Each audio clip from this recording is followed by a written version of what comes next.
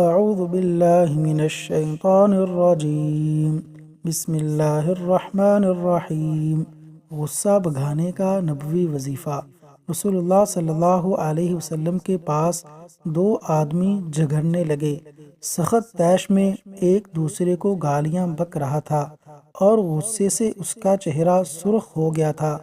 یہ دیکھ کر نبی کریم صلی اللہ علیہ وسلم نے ارشاد فرمایا، میں ایک ایسا کلمہ جانتا ہوں، اگر یہ شخص وہ کہہ لے تو اس کا غصہ دور ہو جائے گا، اور وہ یہ ہے، اعوذ باللہ من الشیطان الرجیم، اعوذ باللہ من الشیطان الرجیم۔ ترجمہ: میں شیطان مردود سے اللہ کی پناہ میں آتا ہوں۔ صحیح بخاری، حدیث نمبر 6115۔